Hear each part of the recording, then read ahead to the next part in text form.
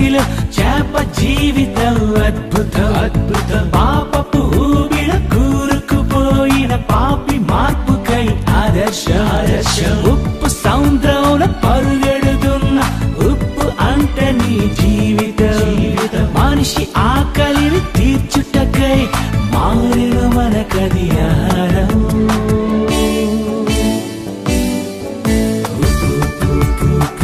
చేప ఉప్పు నీటిలోన నీవు చెప్ప చేప.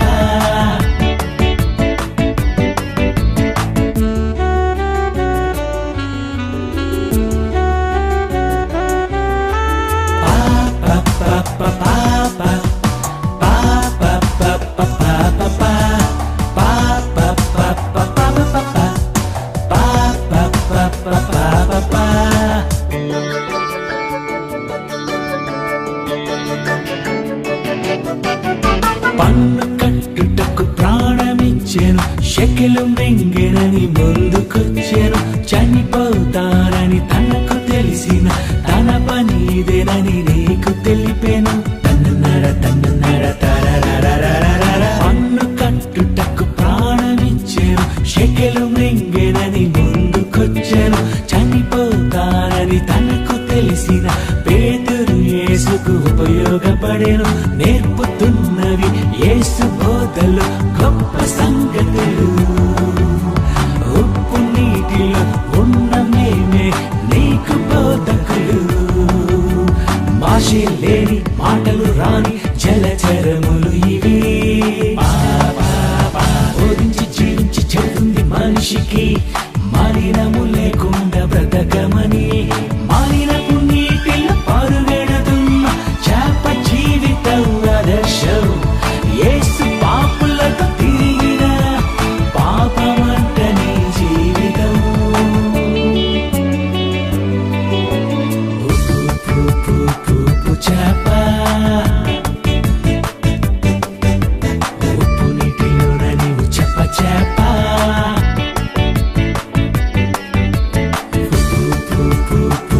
చేప ఉప్పు నీటిలోన నీవు చెప్ప చేప.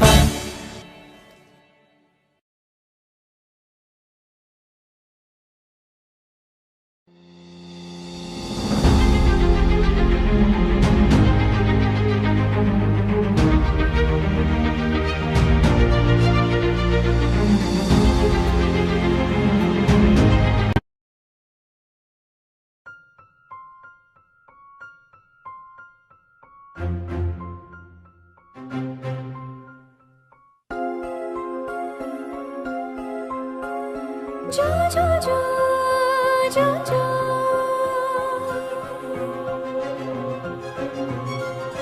jo jo jo.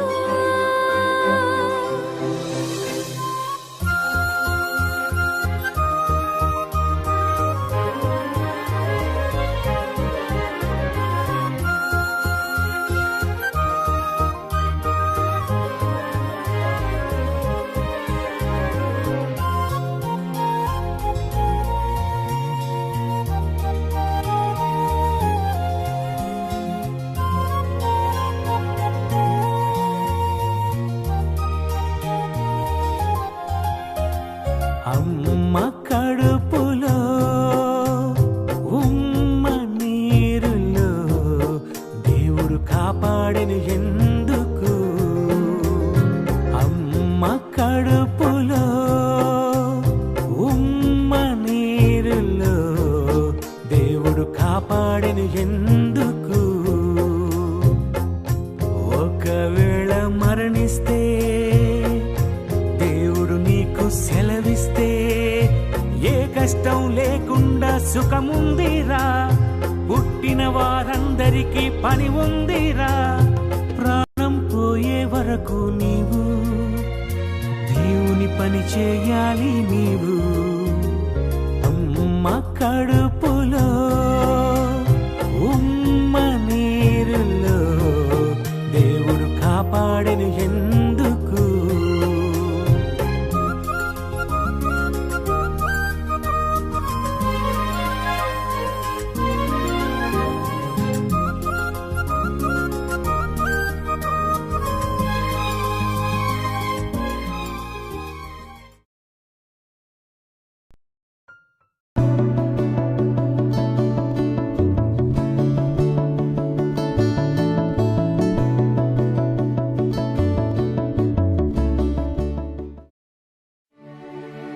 ఒకని నుండి వచ్చిన నరులు ఒక్కలా ఎందుకు లేరు? ఎందుకు మనుష్యుల రూపాలు మారిపోతున్నాయి? నరులందరి రూపాలు దేవుడివేనా? అయితే దేవుని ఎన్ని రూపాలు? అందుకే ఈ పాట వినండి.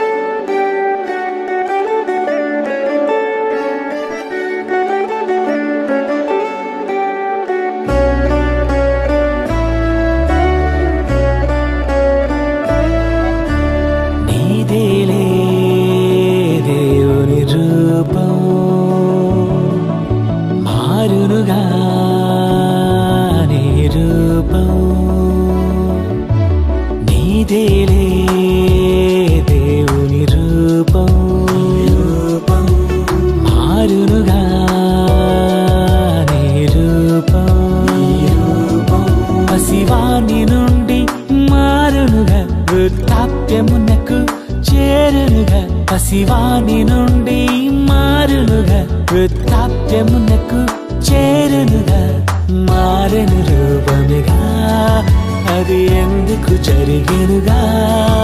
ఆ దేవుని పోలిక నీకు తెలిపిందిగా.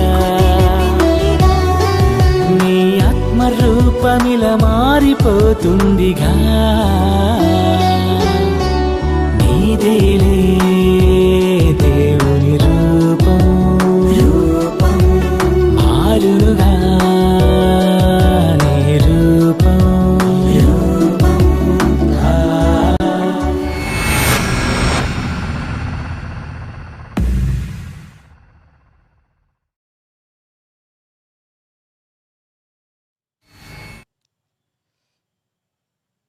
ప్రార్థన చేసుకుందాం.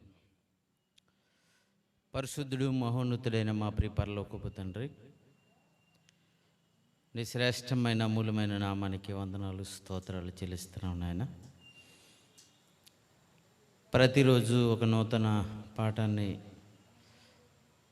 ఈ టీవీ 66 లైవ్ ద్వారా నీ పిల్లలకు అందిస్తుండగా మీ సహాయం అనుగ్రహించండి. ఈరోజు కూడా మరొక సిలబస్లోని నూతన పాఠాన్ని తండ్రి నీ పిల్లలకు అందించడానికి సిద్ధపడుతున్నాను. నీ మహాజ్ఞానాన్ని మాకు అనుగ్రహించమని కోరుకుంటూ క్రీస్తు పేర ఈ ప్రార్థన అడిగి వేడుకుంటున్నాం మా ప్రియ పరలోకపు తండ్రి. ఆమేన్.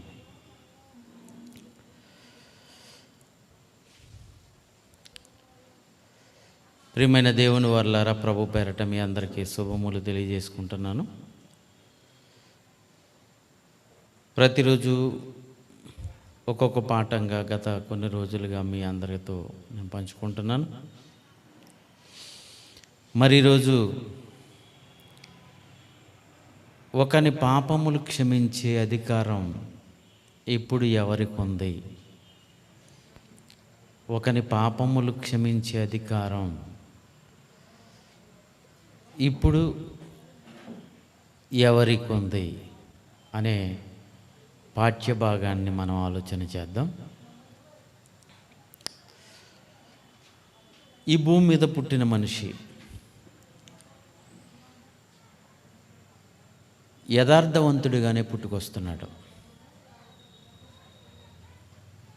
కానీ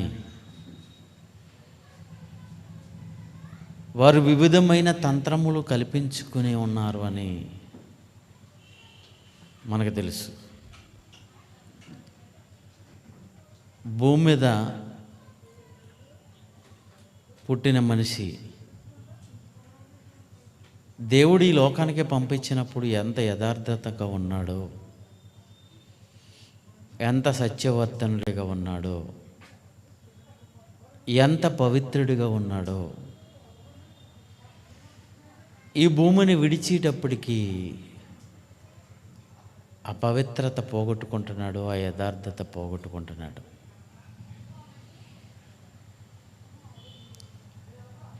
ఈ లోకాన్ని అనుభవించటంలో,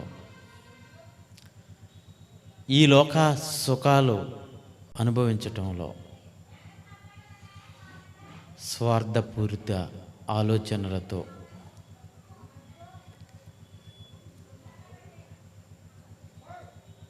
ఒకప్పుడు లేనివన్నీ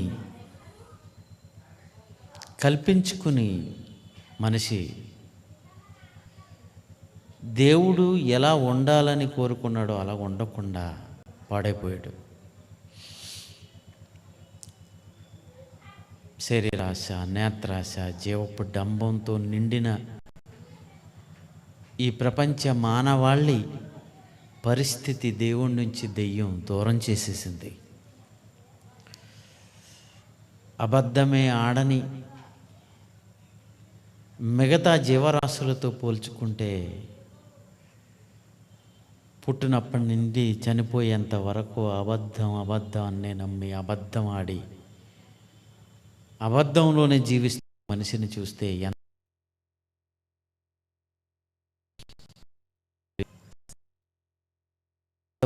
నిర్దోష న్యాయవంతుడు.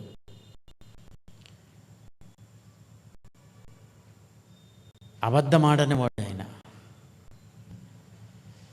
ఎన్నో మంచి క్వాలిటీస్ అన్నీ దేవునిలో ఉన్నవి.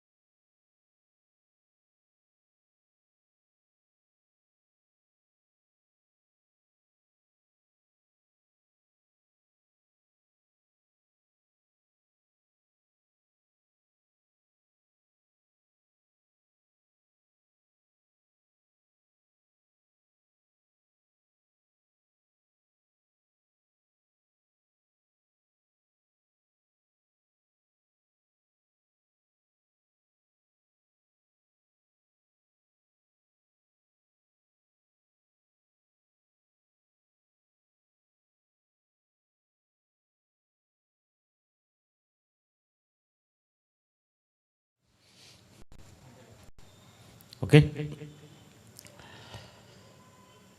దేవునిలో లేని లక్షణాలు మనుషుల్లో కనపడుతున్నాయి. ఉదాహరణకి ఆయన అబద్ధం ఆడనేరడు, మాట తప్పనివాడు. అబద్ధం అనేది దేవునిలో లేని గుణం, లక్షణం, దైవ లక్షణం. కానీ మనిషి అబద్ధం ఆడుతున్నాడు. ఎక్కడి నుంచి వచ్చింది ఇది? దీని జనకుడు ఎవరు? ఆలోచన చేస్తే ఆది నుండి వాడు అబద్ధికుడు, అబద్ధానికి జనకుడు అపవాది అని మనం చూస్తున్నాం. అంటే అపవాదిలో ఉన్న లక్షణం మనిషిలోకి వచ్చేసింది. అబద్ధం ఆడి ఎదుటివాడి మీద నేరం మోపటం. సోదరుల మీద ఇప్పుడు నేరం మోపేవాడాడు, ఇప్పుడు కూడా ఎదుటివాడి మీద నేరం మోపేవాడిగానే మనిషి ఉంటున్నాడు. ఎదుటివాడి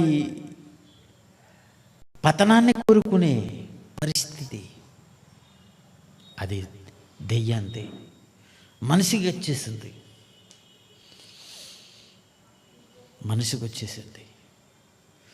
ఇలా ఎన్నో దేవునిలో ఉండవలసిన లక్షణాలు మనుషుల్లో కనబడవలసినవి దెయ్యపు లక్షణాలు మనుషుల్లో కనబడుతున్నాయి. పాపంతో నిండిపోయాడు మనిషి, పాపాత్ముడైపోయాడు. ఈ భూమిని కలిగించకముందు నరుని చెయ్యాలి అని దేవుడు అనుకున్నప్పుడు నరుణ్ణి భూమి మీద పెట్టిన తర్వాత మరలా తిరిగి తన దగ్గరకు ఎలా రావాలని దేవుడు కోరుకున్నాడో ఒక్కసారి మనం ఎఫెసీలకు రాసిన పత్రిక 1వ అధ్యాయము 4-6 వచనాలు. ఎఫెసీలకు రాసిన పత్రిక 1వ అధ్యాయము 4-6 వచనాలు. ఎట్లనగా తన ప్రియుని యందు తాను ఉచితముగా మనకు అనుగ్రహించిన తన కృపా మహిమకు కీర్తి కలుగునట్లు తన చిత్త ప్రకారమైన దయా సంకల్పము చొప్పున యేసుక్రీస్తు ద్వారా తనకు కుమారులుగా స్వీకరించుటకై మనలను ముందుగా తన కోసము నిర్ణయించుకున్నాడు. ముందుగా నిర్ణయించుకున్నాడట. మనం ఎలా ఉండాలనేది దేవుడు ముందుగా, ఎంత ముందుగా అంటే జగత్తు పునాది వేయబడక మునుపే, జగత్తు పునాది వేయబడక మునుపే ముందుగా ఆయన మనల్ని నిర్ణయించుకున్నాడంటే ఏమని? మనము తన ఎదుట పరిశుద్ధులు నిర్దోషులై ఉండాలి. పాపము లేని వారు పరిశుద్ధులు. తన దగ్గరకు వచ్చేటప్పటికి ఈ భూమి మీదకి మనిషిని పంపిస్తాను. మనిషి భూమి మీద ఆయుష్కాలంలో జీవించిన తర్వాత మరలా తన ఎదుట ఎలా నిలబడాలో తెలుసా? తిరిగి తన దగ్గరికి ఎలా రావాలో తెలుసా? పరిశుద్ధులుగా నిర్దోషులుగా రావాలి. దేవుడు కోరుకున్నది అదే. భూమి మీద ఉన్న మనిషి తన ఆయుష్కాలం ముగిసేటప్పటికీ పరిశుద్ధతతో తన ఎదుట నిలబడాలి అని కోరుకున్నాడు. దేవుడు నిర్ణయించాడు. దేవుని ఆలోచన తన దగ్గరకు నిలబడేటప్పుడు, తన దగ్గరకు వచ్చేటప్పటికి పరిశుద్ధులుగా ఉండాలని ఆయన కోరుకున్నాడు. జగత్తు పునాది వేయబడక మునిపే నిర్ణయించాడు అంటే పాపులకు చోటు లేదు పరలోకంలో. దేవుని దగ్గర పాపము లేని వారు మాత్రమే ఉండాలి. పాపము నుండి విడుదల పొందిన వారు మాత్రమే ఉండాలి. పవిత్రులు మాత్రమే ఉండాలి. పరిశుద్ధులు అన్నాడు దాన్ని. పరిశుద్ధులు నిర్దోషులై ఉండవలెనని జగత్తు పునాది వేయబడక మునుపే ప్రేమ చేత ఆయన క్రీస్తులో మనలను ఏర్పాటు చేసుకున్నాడు. ప్రేమ చేత ఏర్పాటు చేసుకున్నాడు ఆయన క్రీస్తులో. జగత్తు పునాది వేయబడక మునుపే మనమంతా పరిశుద్ధులుగా నిర్దోషులుగా తిరిగి ఆయన దగ్గరకు రావాలని కోరుకున్నాడు. అంటే పాపము లేని వాడిగా ఉండాలనుకున్నాడు. ఆయన ఎంత పరిశుద్ధుడో మనల్ని కూడా అంతే పరిశుద్ధులుగా ఉంచాలని ఆయన కోరుకున్నాడు. ఆయన కోరుకున్నాడండి. మన పుట్టక మునిపే, ఈ భూమి పుట్టక మునిపే, ఈ జగత్తు పుట్టక మునిపే మనిషిని చెయ్యాలి, మనిషిని భూమి మీదకి పెట్టాలి అనే ఆలోచన వచ్చినప్పుడే ఈ నిర్ణయం జరిగిపోయింది.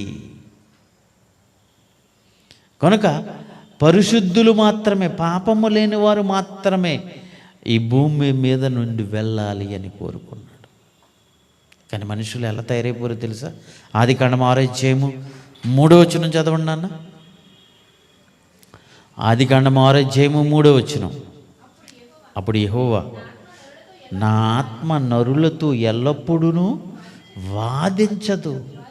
పరిశుద్ధులుగా ఉండాలి, పరిశుద్ధులుగా ఉండాలి, పరిశుద్ధులుగా ఉండాలి అని ప్రారంభ మనిషి దగ్గర నుంచి చెప్పుకుంటూనే వచ్చాడు. మీరు పరిశుద్ధులుగా ఉండాలి అంటే నా ఆజ్ఞలు గైకొనాలి, నేను చెప్పినట్టు చెయ్యాలి, నా మాటకు లోబడి ఉండాలి. అపవాది మాటకు చోటు ఇవ్వకుండా, అపవాది ఆలోచనలు మీ మదిలో పెట్టుకోకుండా నా మాట చెప్పు నేను జీవించాలి. తప్పు చేస్తుంటే అది తప్పురా, అలా చేయకూడదు. మొదటి మనిషి నుంచి చెప్పుకుంటూ వచ్చాడు.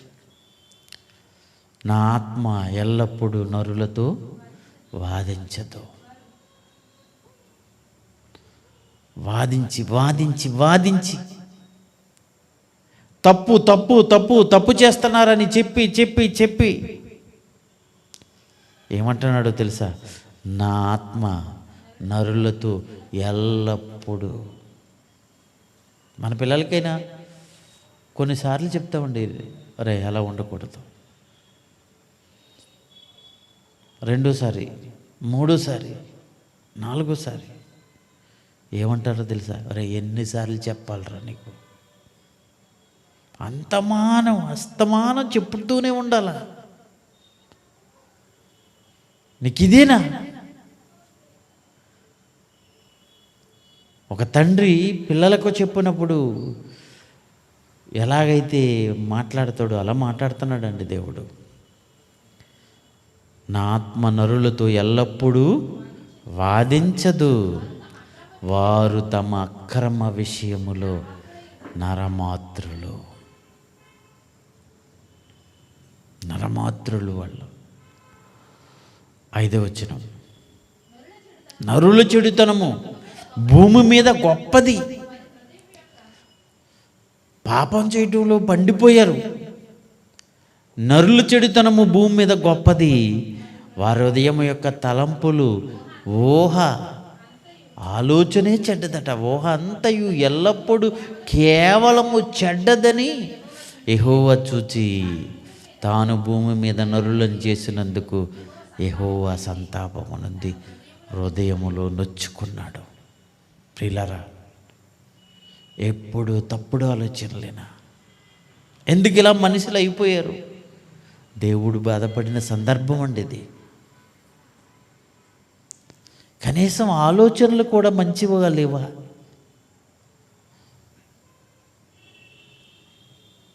ఆలోచనలే చెడిపోయినప్పుడు క్రియలు, మనిషి ఆలోచించిన ఆలోచన బట్టి క్రియలు ఉంటాయండి. దేవుడు బాధపడుతున్నాడు. 11వ వచనం కూడా చదువమ్మా. భూలోకము దేవుని సన్నిధిలో నుంచి దేవుడు చూసినప్పుడు,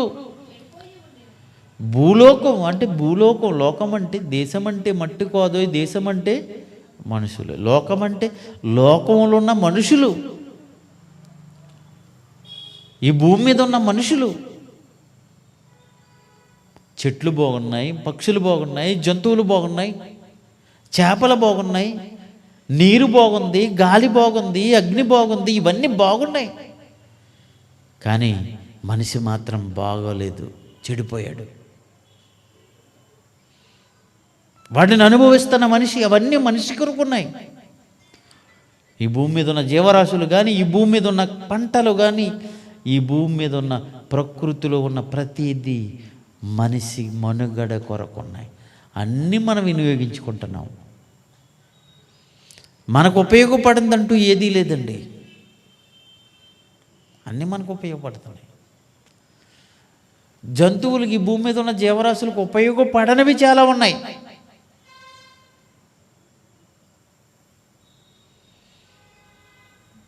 జీవరాశులకు ఉపయోగపడనివి. ఇప్పుడు ఆవు ఉందనుకోండి, ఆవుకి చేపలు అవసరమా? అవసరం లేదు. పులికి గడ్డి అవసరమా? చెట్లు అవసరమా? అవసరం లేదు.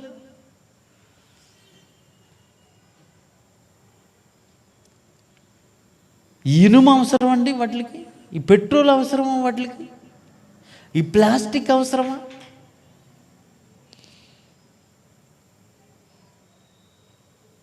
ఈ భూమి మీద ఉన్న అవన్నీ లోనున్న గనులు, బంగారం, వెండి, ఇత్తడి, రాగి, ఇనుము ఎన్నున్నాయండి. ఇవన్నీ జంతువులకు అవసరం లేదు, మనిషికే. ఇవన్నీ మనిషికి అవసరాలు తీర్చుకోవటానికి. జంతువులు అవసరము, చెట్లు అవసరము, పక్షులు అవసరము, చేపలు అవసరము. అన్ని అవసరతలు మనిషికి ఉన్నాయి, మిగతా జీవరాశులకు లేవు. కనుక యావత్తు భూమి మీద ఉన్న ప్రతి అణువు మానవ మనుగడ కొరకున్నాయి. వాటిని అనుభవించే మనిషి గురించి ఈ లోకం చేయబడింది. మనిషి ఉండటానికి, త్రాగటానికి, తినటానికి, ఆనందంగా ఉండటానికి మనిషి పుట్టకముందే అన్నీ దేవుడు చేసి వీటన్నిటినీ మనిషికి ఇచ్చేశాడు. ఆకాశ పక్షులను, భూమి మీద ఉన్న జంతువులను, సముద్రంలో ఉన్న జలచరములను, వీటన్నిటినీ యావత్తు భూమిని ఏలండి, అనుభవించండి. మొదటి మనిషికి దేవుడు చెప్పాడు అంటే మనుషుల కొరకే ఉన్నాయి. ఈ లోకం, భూలోకం, నరలోకం, మానవలోకం మనుషులకు ఇవ్వబడింది. భూమి మనుషులకు ఇవ్వబడింది. ఆయన భూమిని నరులకు ఇచ్చి ఉన్నాడు. అంటే ఈ లోకం నరలోకం, నరులుండే లోకం. దేవుని సన్నిధిని ఈ నరలోకం చెడిపోయి ఉండెను. ఈ భూమి, ఈ లోకం బలత్కారముతో నిండి ఉండెను. దేవుని సన్నిధి నుండి చూస్తే ఈ లోకం చెడిపోయిందండి. అంటే ఒక్క మనిషి కూడా నిజాయితీగా లేడు. అందరూ స్వార్థాలతో, కక్షలతో, పగలతో, వ్యభిచారులుగా, హంతకులుగా, అబద్ధికులుగా, స్వార్థపరులుగా, దోపిడిగాండ్రుగా ఎలా ఉన్నారండి? ఎంత దారుణంగా ఉన్నారు ఈరోజు మనుషులు. నమ్మించి మోసం చేయటంలో ఎంత దారుణంగా అయిపోయారు పరిస్థితి. చెడిపోయింది దేవుని సన్నిధిని, చెడిపోయింది. దేవుడు పరిశుద్ధుడిగా ఉన్నాడు. తన పిల్లలైన వారు పరిశుద్ధులుగా ఉండాలని కోరుకున్నాడు ఆయన. కానీ దేవుని సన్నిధిలో ఈ లోకంలో ఉన్న మనుషులను చూసినప్పుడు చెడిపోయింది. ఎందుకు ఈ భూమి మీద మనుషులను ఉంచాలి? చంపేయాలనుకున్నాడు ఆ రోజు జల ప్రళయం ద్వారా. ప్రియులారా, యెషయా గ్రంథము 43 అధ్యాయము 25 వచనం చదువుదాం ఈ సందర్భంలో. యెషయా గ్రంథము 43 అధ్యాయము 25 వచనం. నేనే నా చిత్తానుసారముగా. ఎంత భయంకరంగా పాపాలతో ఉన్న మనుషులకు దేవుడు ఒక వాగ్దానం చేస్తున్నాడండి. మనం ఆయన పిల్లలం. చెడిపోయిన మనుషులను బాగు చేయటానికి ఆయన ఇష్టపూర్వకంగానే నేనే నా చిత్తానుసారముగా నీ అతిక్రమములను క్షమిస్తున్నాను. నీ అతిక్రమములను క్షమిస్తున్నాను. నేను నీ పాపములను జ్ఞాపకం చేసుకోను, క్షమిస్తాను, తీసేస్తాను. ఆయన అంటున్నాడు. 44 అధ్యాయం 22 వచనం. యెషయా గ్రంథం 44 అధ్యాయం 22 వచనం. మంచు విడిపోనట్లు నేను నీ అతిక్రమములను, మబ్బు తొలగనట్లుగా నీ పాపములను, నీ పాపాలు క్షమిస్తున్నాను నేను. 55 అధ్యాయము 7 వచనం కూడా యెషయా గ్రంథం. యెషయా గ్రంథము 55 అధ్యాయము 7 వచనం. భక్తిహీనులు తమ మార్గమును విడువలను, దుష్టులు తమ తలంపులను మానవలను. వారి యెహోవా వైపు తిరిగిన ఎడల వారి యందు జాలి పడతాడు. వారు మన దేవుని వైపుకు తిరిగిన ఎడల బహుగా క్షమిస్తాడు, పాపాలను క్షమిస్తాడు. ఒకవేళ నిజంగా ఆయన పాపాలు క్షమించకపోతే ఈ భూమి మీద ఒక్కడు కూడా నీతిమంతుడు లేడు.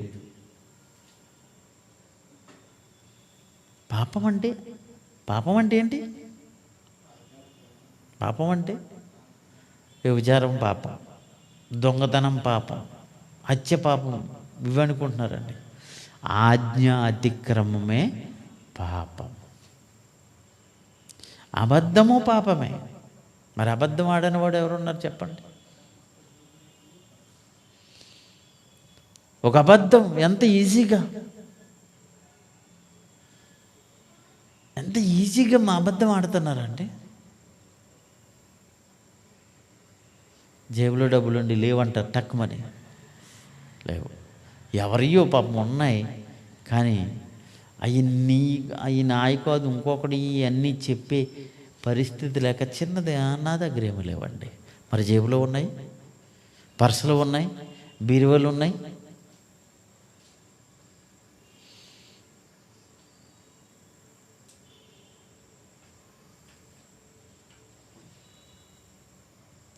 ఎంత అబద్ధాలు.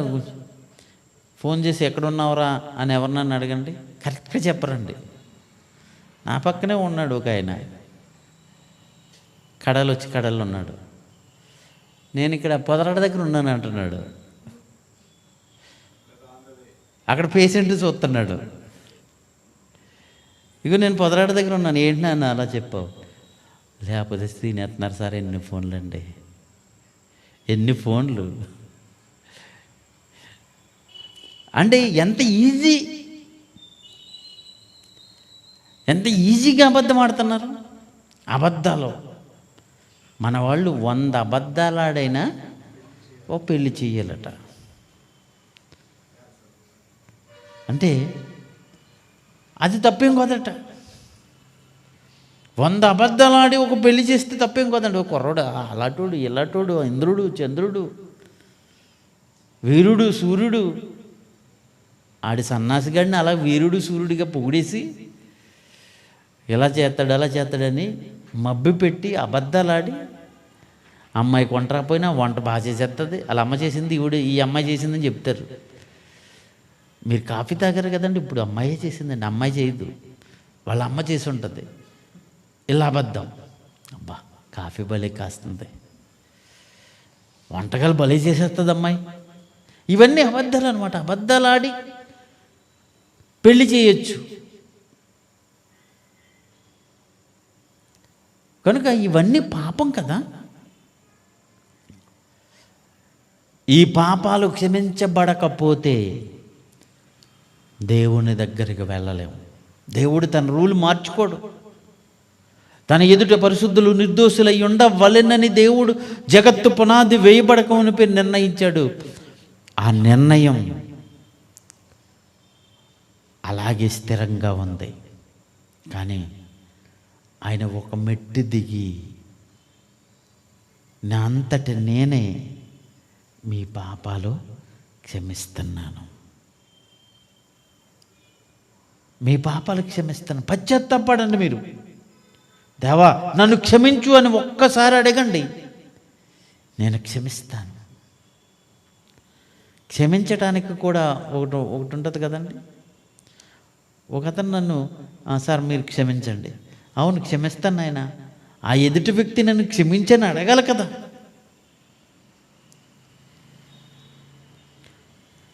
క్షమించు అని అడిగితేనే కానీ క్షమించలేము, అంతే కదా. నన్ను క్షమించండి అంటే పోను క్షమించాను.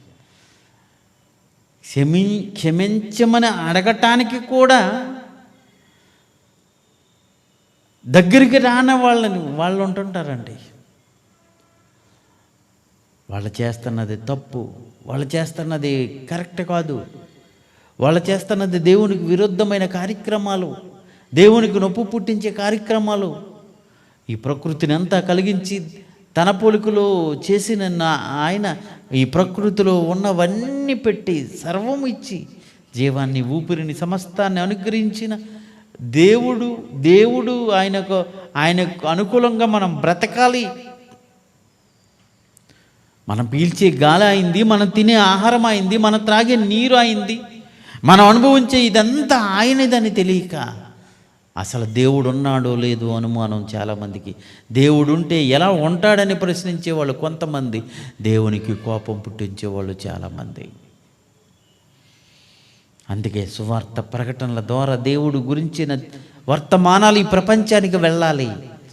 ఆయన తన దగ్గరకు వచ్చి, దేవా నిన్ను గూర్చి తెలియక మేము ఎలా బ్రతికేశాం, నన్ను క్షమించు తండ్రి అంటే ఆయన క్షమించటానికి సిద్ధంగా ఉన్నాడు. క్షమిస్తానంటున్నాడు ఆయన. నా అంతటి నేనే, ఒక్కడు కూడా యథార్థవంతుడిగా లేదు కనుక యథార్థవంతుడిగా చేయటం కొరకు మీ పాపాలు క్షమిస్తున్నాను నేను.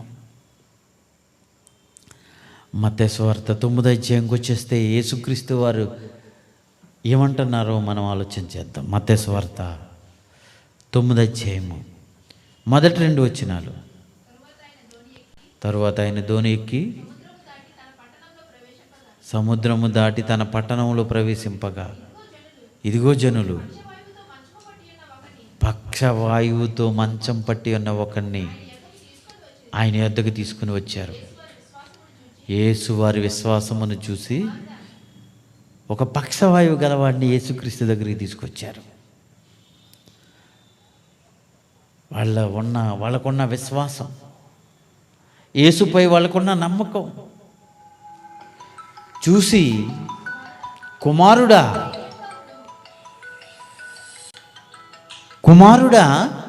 ధైర్యంగా ఉండు, నీ పాపములు క్షమించబడి ఉన్నవి, పక్షవాయువు గలవానితో చెప్పాడు. నీ పాపములు క్షమించబడి ఉన్నవి. ప్రిలరా,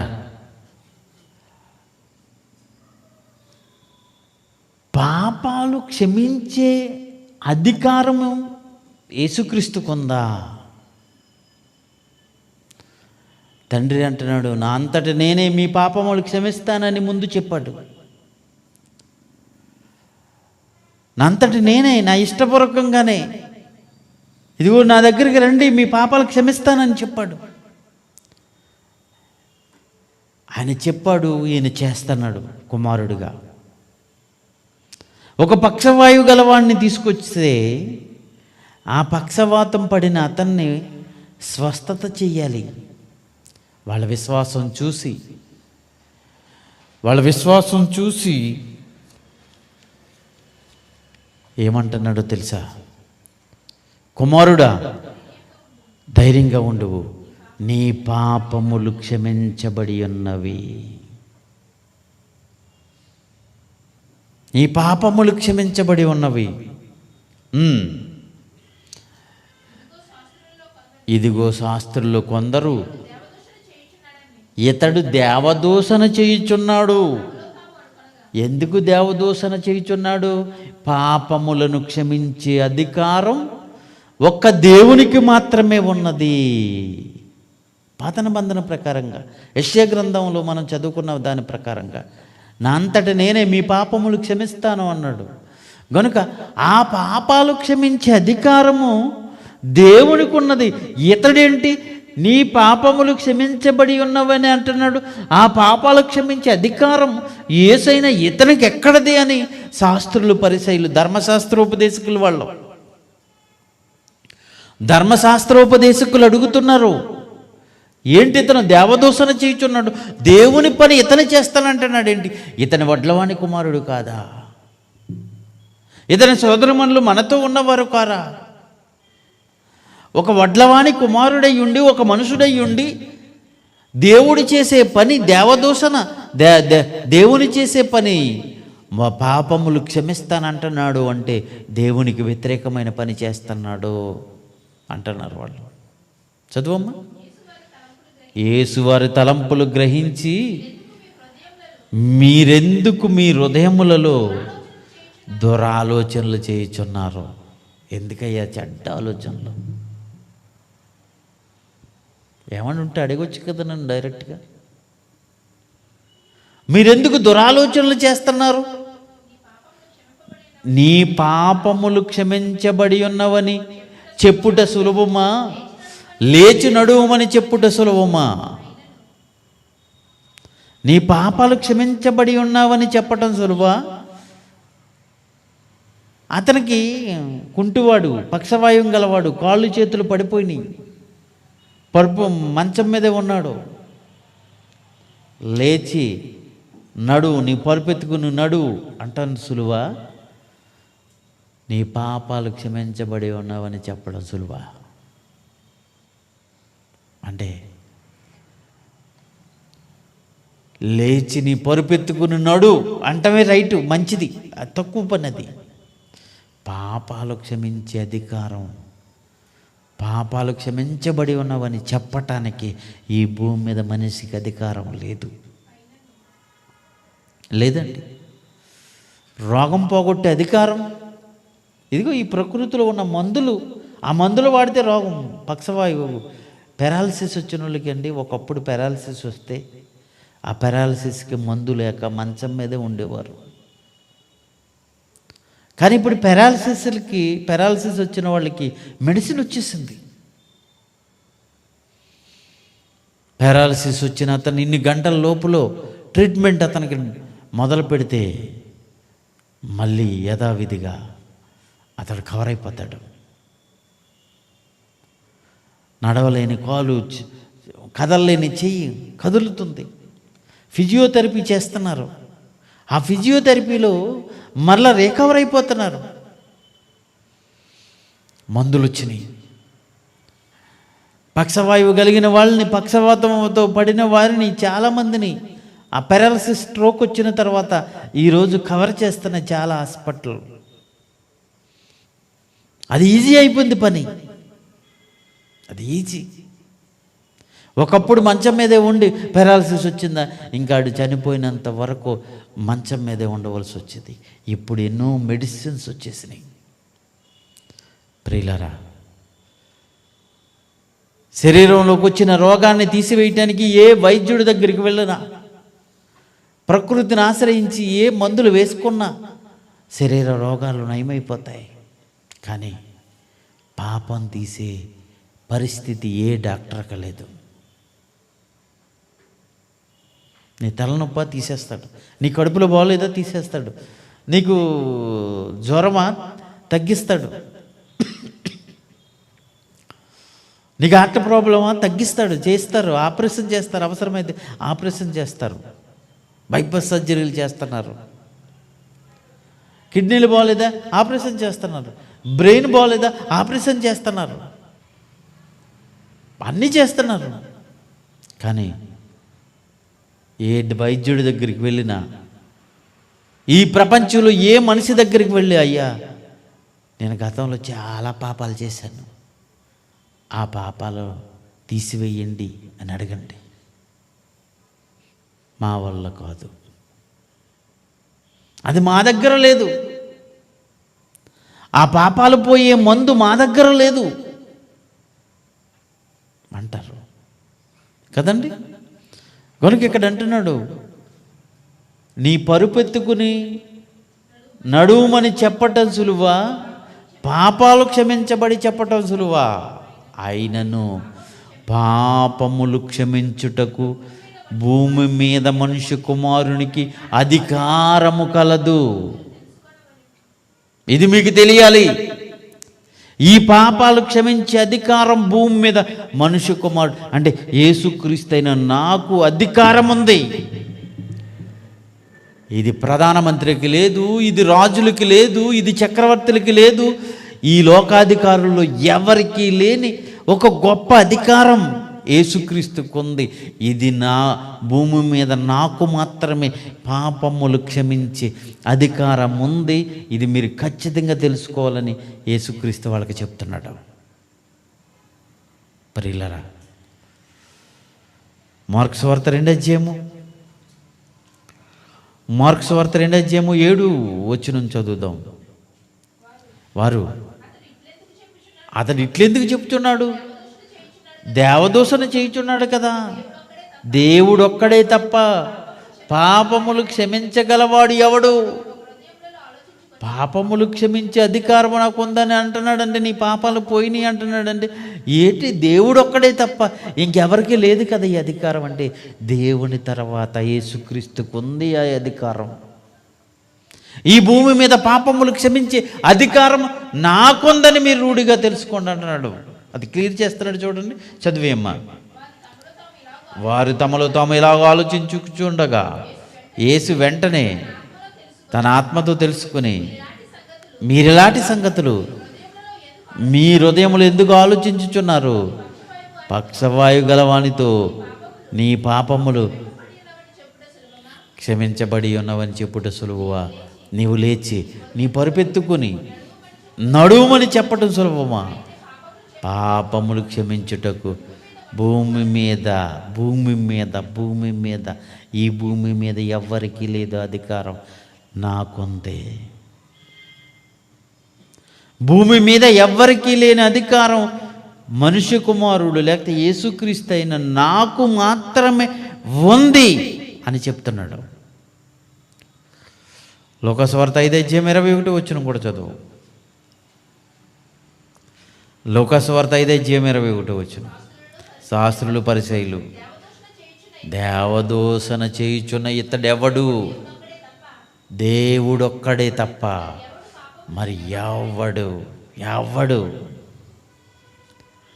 అనుకున్నారు వాళ్ళు. అప్పుడు ఖచ్చితంగా నాకుంది, ఈ భూమి మీద పాపములు క్షమించే అధికారం నాకు మాత్రమే ఉంది అని ఆయన చెప్తున్నాడు. ఓకే, ఇక యోహాను సువార్త 3:35. యోహాను సువార్త 3:35. తండ్రి కుమారుని ప్రేమించుచున్నాడు గనుక అది ఈ అధికారం ఎవరిచ్చారు? ఈ అధికారం, పాపములు క్షమించే అధికారం ఎవరిచ్చారంటే తండ్రి. ఆయన నన్ను ప్రేమించాడు గనుక ఆయన చేతికి సమస్తము అప్పగించాడు. అంటే పాపాలు క్షమించే అధికారం తండ్రి కుమారుడికి అప్పగించాడు. 14:12 యోహాను సువార్త. యోహాను సువార్త 14:12. నేను తండ్రి యొద్దకు వెళ్ళుచున్నాను, నేను చేయు క్రియలు నా యందు విశ్వాసముంచువాడు. ఒక చూచాయిగా ఒక మాట ఇచ్చాడండి ఆయన. పాపములు క్షమించే అధికారం ఈ భూమి మీద మనిషి కుమారుడికి ఉంది అన్న ఆయన. ఇదిగో నేను వెళ్ళిపోతున్నాను, అధికారం నా యందు విశ్వాసముంచిన వాడు చేస్తాడు. వాటికంటే మరి గొప్పవియు అతడు చేయునని నిశ్చయముగా చెప్పుచున్నాను. అంటే భూమి మీద పాపములు క్షమించే అధికారము తండ్రికి ఉండేది. తండ్రి తర్వాత కుమారుడికి ఇచ్చాడు. కుమారుడిని ప్రేమించాడు కనుక కుమారుడికి ఇచ్చాడు. ఆ కుమారుడు ఈ భూమి మీద ఉన్న రోజుల్లో ఒకని పాపాలు క్షమించే అధికారము నాకు ఉందని, నీ పాపాలు క్షమించబడ్డాయని ఒకరితో ప్రజలందరూ చూస్తుండగా డైరెక్ట్గా చెప్పాడు. పాపాలు క్షమించాడు ఆయన, పాపాలు క్షమించాడు. అధికారం నాకు మాత్రమే ఉందని చెప్పాడు. చెప్పిన ఆయన వెళ్ళిపోతూ నా యందు విశ్వాసం ఉంచిన వారు నాలాంటి క్రియలు, నేను చేసే క్రియలు వాళ్ళు చేస్తారు. వాళ్ళకి అప్పగించి వెళ్ళిపోతున్నాను, వాళ్ళు చేస్తారు అని అన్నాడు. నేను చేసిన క్రియలు, నేను చేసిన కన్నా గొప్ప క్రియలు నా యందు విశ్వాసం ఉంచిన వారు చేస్తారు అన్నాడు ఆయన. ఆయన ఉన్న రోజుల్లో కొంతమంది పాపాలు మాత్రమే క్షమించి వెళ్ళిపోతే, ఆయన వెళ్ళిన తర్వాత,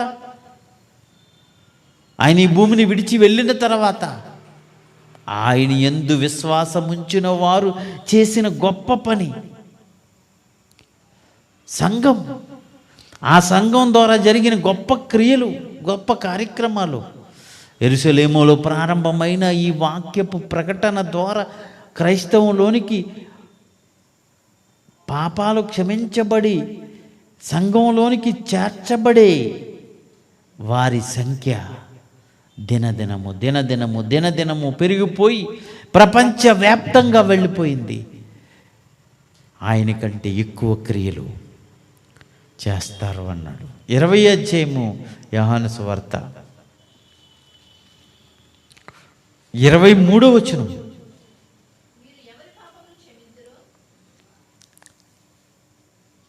యేసుక్రీస్తు అంటున్న మాటలు ఆఖరిగా వెళ్ళిపోతూ తన దగ్గర ఉన్న వారితో యేసుక్రీస్తు అంటున్న మాటలు, మీరు ఎవరి పాపములు క్షమించుదురో, అంటే తండ్రి దగ్గరున్న ఆ పాపములు క్షమించే అధికారం యేసుక్రీస్తుకు వస్తే, యేసుక్రీస్తు అధికారాన్ని ఇదిగో వెళ్ళిపోతూ ఆయన యందు విశ్వాసం ఉంచిన వారికి అప్పగించి వెళ్ళిపోతున్నాడు. మీరు ఎవరి పాపములు క్షమించుదురో అవి వారికి క్షమించబడును. అంటే నశించిపోతున్న ఈ భూమి మీద ఉన్న మానవాళి పాపాలు క్షమించటానికి దేవుని ప్రణాళిక చూడండి. తండ్రి తనంతట దానికి క్షమించాడు, ఆ అధికారాన్ని కుమారుడికి ఇచ్చాడు, కుమారుడు క్షమించాడు, తప్పైపోయింది క్షమించండి అని వారి విశ్వాసముతో దేవుని యందు నమ్మిక ఉంచిన వారిని చూసి నీ పాపాలు క్షమించబడి ఉన్నవని చెప్పే అధికారం కలిగిన ఆయన వెళ్ళిపోతూ తన యందు విశ్వాసం ఉంచిన వారికి ఈ అధికారం ఇచ్చి వెళ్ళిపోతున్నాడు. వెళ్ళిపోతూ ఏమంటున్నాడో తెలుసా? మీరు ఎవని పాపములు క్షమించుదురో అవి వారికి క్షమించబడును. ఎవరి పాపములు మీరు నిలిచి ఉండనిత్తురో అవి నిలిచి ఉండును. అధికారం మీకు ఇచ్చేస్తున్నాను. ఆయన యందు విశ్వాసం ఉంచిన వారికి ఇచ్చేస్తున్నాను అధికారాన్ని. ప్రియులారా, ఎవరైతే ఆయన యందు విశ్వాసం ఉంచిన వారు ఉన్నారో, విశ్వసించిన వారందరూ ఏకంగా కూడి సంఘంగా ఉన్నారు. ఆ సంఘానికి ఉండే అధికారం చూడండి. ఇప్పుడు ఆ సంఘానికి ఉండే అధికారం, మీరు ఎవరి పాపాలు క్షమిస్తారో ఆ పాపాలు క్షమించబడతాయి. మీరు ఎవరి పాపాలు ఉండనిస్తారో ఆ పాపాలు వాళ్ళు నిలిచి ఉంటాయి. అంటే ఆయన యందు విశ్వాసం ఉంచిన వారికిచ్చిన ఈ పరిస్థితి చూడండి. మత్తయి సువార్త 18:15 చదువుదాం. మత్తయి సువార్త 18:15. నీ సహోదరుడు తప్పు చేస్తే, ఒక సహోదరుడు తప్పు చేస్తే నీవు పోయి నీవును అతడును ఒంటరిగా ఉన్నప్పుడు అతన్ని గద్దించేయి. అతను నీ మాట వింటే నీ సహోదరుని సంపాదించుకుంటావు. వినకపోతే 2-3 సాక్షుల దగ్గరికి తీసుకెళ్ళి వారి సమక్షంలో చెప్పు. వారి మాట కూడా వినలేదా? అప్పుడు సంఘం దగ్గరికి రా. సంఘం ముందు నిలబడు. సంఘం మాట కూడా వినలేదా? అప్పుడు ఏమంటున్నాడు? అతడు సంఘపు మాటను కూడా వినని ఎడల అతడిని నీకు అన్యుడిగాను సుంకరిగాను ఎంచుకో. సంఘం యేసునందు విశ్వాసం ఉంచిన వారు, యేసును నమ్మిన వారు, ఆ సంఘానికి ఉండే అధికారం చెప్తున్నాడు చూడండి. తర్వాత చదువమ్మా. భూమి మీద మీరు వేటిని బంధిస్తారో పరలోకమందు బంధింపబడును. భూమి మీద మీరు ఈ వేటిని విప్పుతారో పరలోకంలో కూడా విప్పబడతాయి. సంఘానికి చెల్లిపోయాడండి. సంఘమైన శరీరం, క్రీస్తుకున్న అధికారం ఆ క్రీస్తు శరీరమైన సంఘానికి ఉంది. ఆ సంఘం ద్వారా సువార్త ప్రకటించి ఆ సువార్త చెప్తే వినిన వారిని ఆ సంఘంలో కలుపుకుంటే వారి పాపాలు క్షమిస్తున్నారు, క్షమించబడిన వారుగా ఉంటాడు. లేదా సంఘంలోనికి రాము, మేము లోకంలోనే ఉంటాము, మా పాపాలు క్షమించబడకపోయినా పర్వాలేదు, సంఘం అంటే మాకు డోంట్ కేర్ అన్నారా? అలాంటి వారి పాపాలు నిలిచే ఉంటాయి. చివరిగా మత్తయి సువార్త 16:18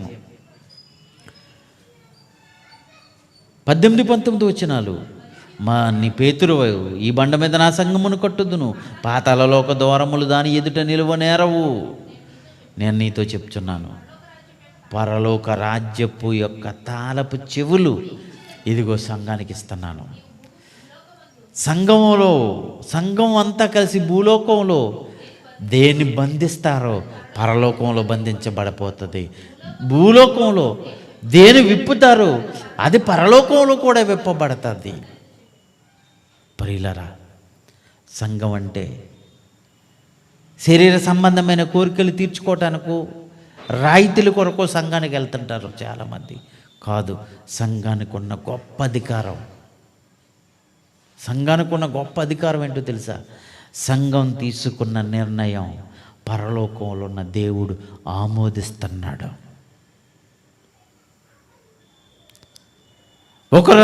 ఆ సంఘం అంతా కలిసి నిర్ణయం తీసుకుని ఒకరిని సంఘానికి రాకుండా బయటికి నెట్టారా? వాడి పాపాలు అలాగే నిలిచి ఉంటాయి. అంటే వాడిని పరలోకానికి రాకుండా సంఘం చేసేసింది. సంఘ బహిష్కరణ జరిగిందా, పరలోకానికి ఆయన ఎంటర్ అవనివ్వని అంటున్నాడు. సంఘాన్ని ముందు నిలబడి నన్ను క్షమించండి, సంఘం అంతా నన్ను క్షమించాలి అని సంఘం ముందు అడిగాడా? వాడు సంఘమంతా కలిసి అతన్ని క్షమించిందా? వాడిని దేవుడు కూడా క్షమిస్తాడు. సంఘం క్షమించలేదా, వాడిని దేవుడు కూడా క్షమించడం. ఎలాంటి అధికారం ఉందో చూసారా? ఒకని పాపములు క్షమించే అధికారం ఇప్పుడు సంఘానికి ఉంది. ఇక్కడ ఈ భూమి మీద సంఘానికి ఉంది. అలాంటి సంఘాలని చులకనగా చూడకండి. అన్ని సంఘాలు కాదు, బైబిల్ ప్రకారంగా, వాక్య ప్రకారంగా ప్రారంభ క్రైస్తవ్యం, ప్రారంభ సంఘం ఎలా ఉందో అలాంటి సంఘంగా ఏ సంఘం అయితే ఉంటుందో ఆ సంఘానికి సర్వాధికారము కలిగిన సంఘం. ఎలాంటి అధికారం అంటే ఒకడిని పరలోకం పంపించాలన్నా, పరలోకం వెళ్ళకుండా ఆపాలన్న అధికారం ఉంది. ఒకని పాపాలు క్షమించే అధికారం ఉంది. ఒక నేరస్తుడు, ఆ నేరం రుజువు అయిపోయింది, కోర్టులో శిక్ష పడిపోయింది, ఉరి శిక్ష పడిపోయింది. చిన్న కోర్టు నుంచి పై కోర్టుకు వెళ్ళాడు, పై కోర్టులో కూడా అది అయిపోయింది. సుప్రీంకోర్టుకు వెళ్ళాడు, సుప్రీంకోర్టులో కూడా ఉరి శిక్ష ఖరారు అయిపోయింది. అప్పటికి చివరికి ఒకే ఒక మార్గం ఉంది అతనికి. అతనికి క్షమాభిక్ష పెట్టే అధికారం మన రాజ్యాంగం ఒకే ఒక అతనికి ఇచ్చింది, అది రాష్ట్రపతికి. ఆ రాష్ట్రపతి దగ్గరికి వెళ్తారు. ఆ రాష్ట్రపతి ఆ కేసుని చూస్తాడు. జాలిపడ్డా అతడు బతికిపోతాడు. లేదు తను క్షమించకూడదని రాష్ట్రపతి తిరస్కరించాడా, అతనికి ఉరి శిక్ష. ఆ సుప్రీంకోర్టు వేసిన ఉరి శిక్షను రద్దు చేసే అధికారం, క్షమాభిక్ష పెట్టే అధికారం రాష్ట్రపతికి ఉంది. ప్రథమ పౌరుడికి 130 కోట్ల మందిలో, భారతదేశంలో 130 కోట్ల భారత జనాభాలో ఒకే ఒక అతనికి అధికారం ఉంది, క్షమాభిక్ష పెట్టే అధికారం. ఈ ప్రపంచంలో 760 కోట్ల మందిలో ఆ అధికారం సంఘానికి మాత్రమే ఉంది. దేవుడిచ్చిన అధికారం క్షమాభిక్ష పెట్టే అధికారం. సంఘం క్షమించిందా, దేవుడు కూడా క్షమిస్తాడు.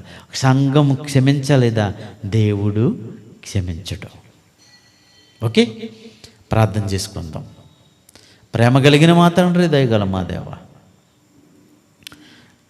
ఒకని పాపాలు క్షమించే అధికారం ఎవరికి ఉందో ఈ భూమి మీద, నీ మాటలను బట్టి, నీ వాక్యాన్ని బట్టి నీ పిల్లలకి చెప్పాను తండ్రి. విన్న నీ పిల్లలు వారుంటున్న సంఘానికి ఎలాంటి సుప్రీం అధికారం ఉందో గుర్తెరిగి ఆ సంఘ కార్యక్రమాలకు విలువనిచ్చి సంఘానికి లోబడి సంఘం ఎడల బాధ్యత కలిగి ఉండేలాగా నీ పిల్లలకి జ్ఞానం దయచేయమని మనం చేసుకుంటున్నాను దేవా. అంత గొప్ప అధికారం కలిగిన సంఘంలో మమ్మల్ని ఉంచినందుకు మీకు ధన్యవాదాలు తండ్రి.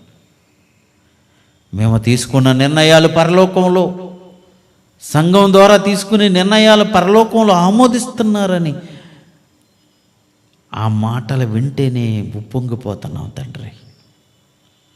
అలాంటి సర్వాధికారము కలిగిన సంఘంలో